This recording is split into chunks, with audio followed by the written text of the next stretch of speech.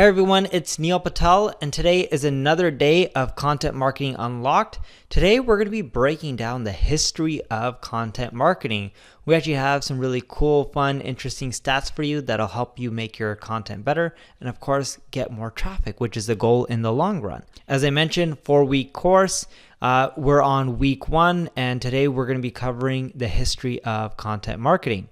Content marketing has gone through a really long history, and I'll go into it in a bit. It really involves the same elements that have really improved over the years, but a lot of them are still the same elements, like storytelling. Storytelling is that age-old marketing technique that's been used for thousands and thousands of years.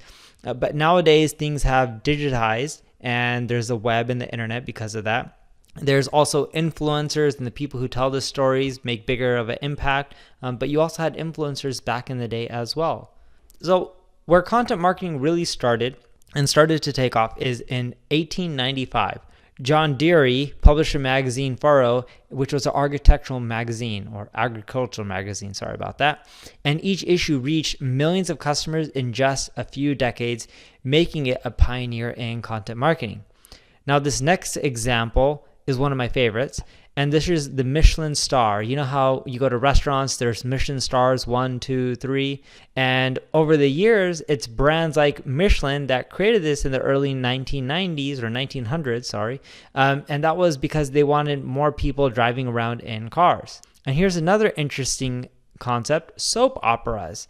And the reason they're called soap operas is because a lot of these dramas were sponsored by soap companies, and they aired during the day, and it was a partnership between radio and television programming, and they created a lot of these soap operas. Then you have digital marketing that enters the digital age because of Google, YouTube, Facebook, Bing, Yahoo, and the list goes on and on. People are now creating content in different forms like video, audio, and it's helped really spearhead things, and now everyone's consuming content even on devices like Alexa or Google Home.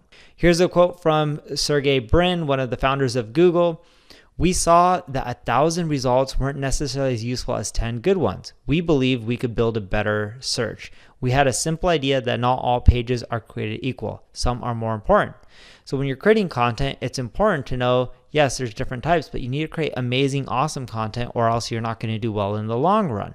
So whatever type of content you decide that you want to go with and choose, whether it's a blog post or a video or a course or ebook or a forum, it doesn't matter. There's some things that you need to do if you fundamentally want to succeed. It first starts off by understanding your target audience. If you don't understand your customers' needs, what they want, their problems, how do you write to them? How do you end up creating content that sells and helps them, so that way they have that loyalty towards you? By understanding your target audience and what they're looking for, you can better serve them, and that'll help you generate sales in the long run. So some things to look out for are the age, the demographics, the location, the language. What part in the buying process are these people in? Who has the spending power? Are they in the B2B sector, B2C? Are they a college student? Are they a high school student? Are they, a senior citizen? Whatever they may be, by understanding this, you're much more likely to create content that resonates to them. And once you find your ideal audience, you also want to analyze their behavior. What do they do on a daily basis? Where do they spend their time? This is important because if you know that they spend all their time on Facebook, would you want to promote your content on Snapchat when they spend it on Facebook? Of course not. You rather focus promoting your content for wherever they spend their time. And the same goes, it could be the opposite situation. If all your audience is really young and they spend their time on Snapchat, but not Facebook, why would you want to spend all your time and energy promoting on Facebook? You would want to go with the platform that they're on.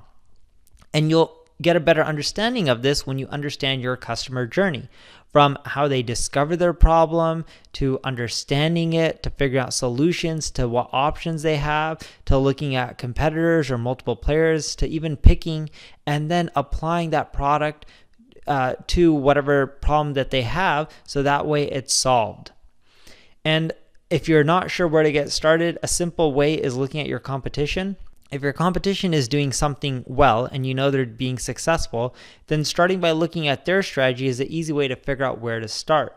And I like doing this by finding valuable keywords. The more valuable keywords you find, the more traffic you'll get. Because as we learned in our previous lesson, Google makes a majority of their revenue from content and keywords.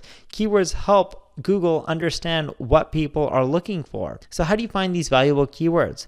Well, first, you need to pick the right keywords, because if you pick the right ones, you'll make money. And if you don't, you'll get traffic, but the traffic won't convert into sales. Traffic without sales is useless. So let's take an example of Gillette. It's a big old company. Everyone knows them, owned by Procter & Gamble. They're one of the first razor blade companies out there.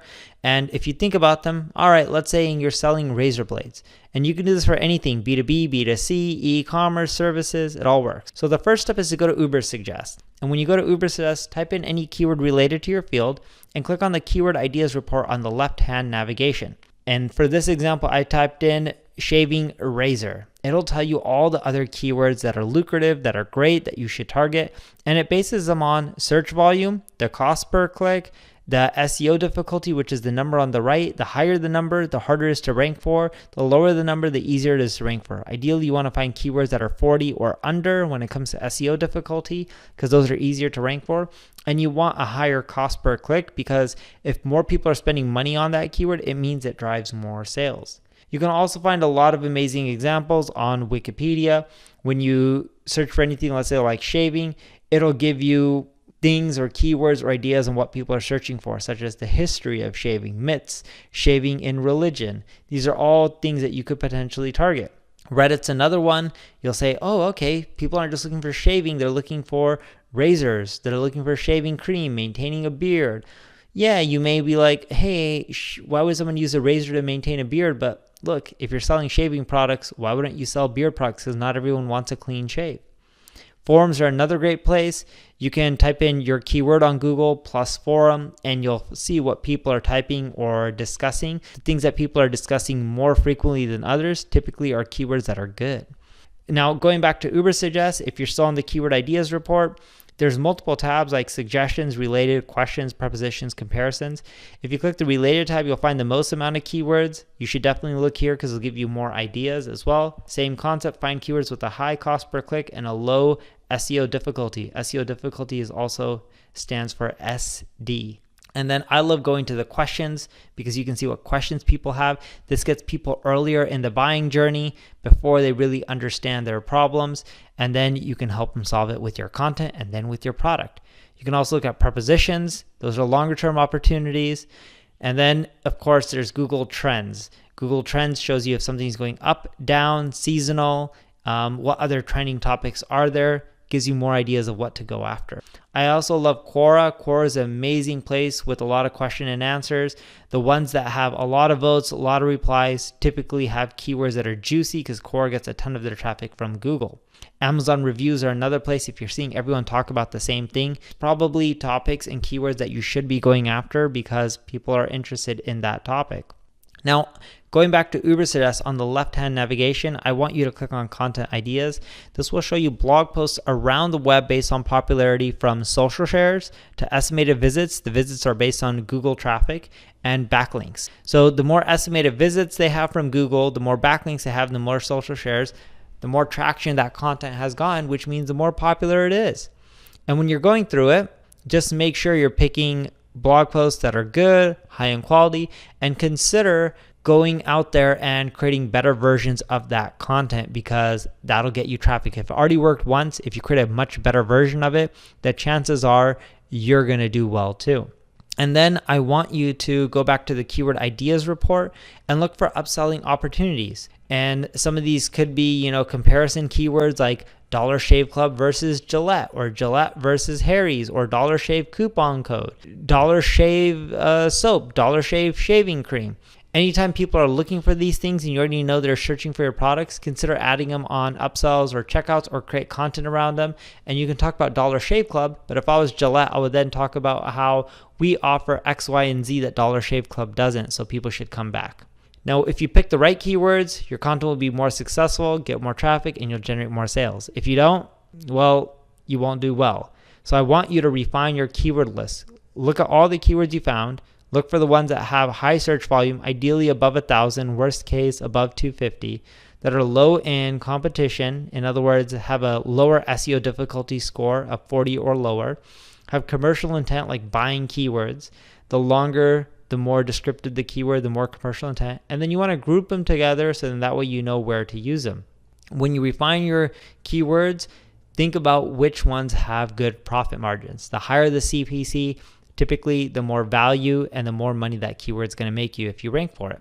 I also like taking my keywords, group them together, and create content on the same topics. So I wouldn't have 10 blog posts on how to shave. I would have one post. And yes, if a lot of people are searching for Dollar Shave Club, I may have 1 or 2 articles on Dollar Shave Club. I wouldn't write 10 or 100 articles on Dollar Shave Club. But by being more specific and having more thorough content and less pages, you'll tend to do better in the long run. Now here's an interesting chart from Ahrefs. What they found is the easier the keyword, the less traffic it has, the lower volume terms, you can get rankings much quicker in less than a year, while the more competitive terms can take well over a year. For some of the non-competitive terms, you can get results within a few months and start dominating search and getting sales and traffic. Picking the right keywords is what I did on neilpatel.com, and it's done so well, I now generate over 10 million visitors a month. That's the power of content marketing. But it doesn't just have to work for service-oriented blogs like mine.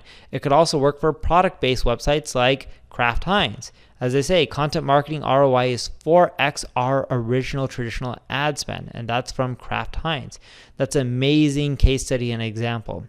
And if you look at what they're doing, they understand the customer, they take the data, they create content, and then they engage with them. That process works really well. NerdWallet is another company built on content marketing. They get a ton of traffic. If you haven't heard of them, it's a finance site. As you can see, they're getting millions of visitors a month.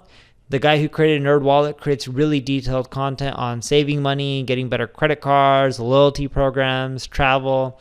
And he lost his job, got laid off. He created NerdWallet with $800, and now it's worth over $500 million. We have clients who are leveraging content marketing in pretty much every industry. So whether you're like a NerdWallet or a Gillette or a services or accountant or a restaurant or a local business, e-commerce, it doesn't matter. It literally works for every single industry. Now, I want you to go to neilpatel.com/training, click on Content Marketing Unlocked, and then I want you to click on the second video in week 1. And what I want you to do is fill out these 2 lessons. The first one is the content steps, is to find and retain your keyword list. And the second one is a content outline template. So make sure you complete both of them. It shouldn't take you more than 30 minutes to do both of them. And that'll help you get started on your journey in content marketing. Thank you for watching this lesson. If you enjoyed the video, subscribe to my channel. Leave a comment if you have any question. I'm there to help you out. Share it. Tell people about this free course. And of course, if you need extra help and you want us to do your content marketing for you, check out my ad agency, Neil Patel Digital.